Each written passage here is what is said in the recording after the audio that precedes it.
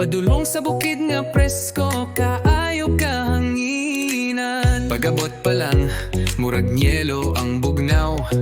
Hangin sa bukid nyon mohalok sa nawong nga malinaw. Aban bisan bugnaw, kaayo ang palibot.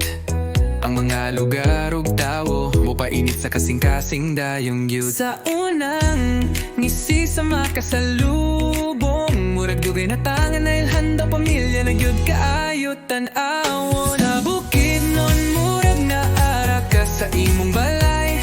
Bugnaw ang klima pero nitang paghigugma ay diri ka mo pahuway, diri ka mo batik. Nga ang kalibutan nga may radi ay kung naa ang kalinaw sa kasing-kasing.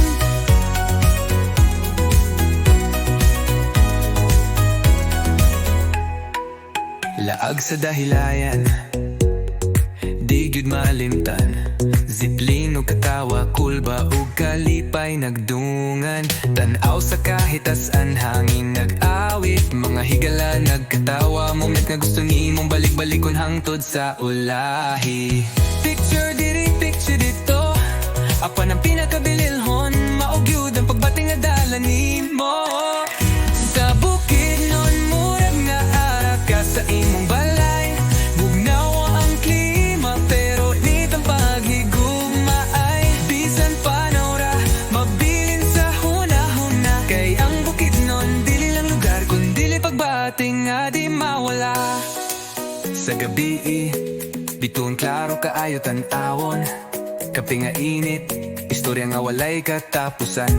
Sa kahilom sa kabukiran, dito ko nakasabot nga ang tinuod nga biyahe. Maudiyay ang pagbalik sa kaugalingon. Final bukid nun, salamat kaayo. Sa katawa, kahayag o kalinaw nga imong gihatag kanako. Laag nga di malimtan, alaala nga malungtad. Balik-balikon ko ka, kay diri ko nakabating na gyud ko sa balay. Hangin nga bugnaw, kasing-kasing nga init. Bukid ng forever, laag ta balik puhon, ayaw kalimti.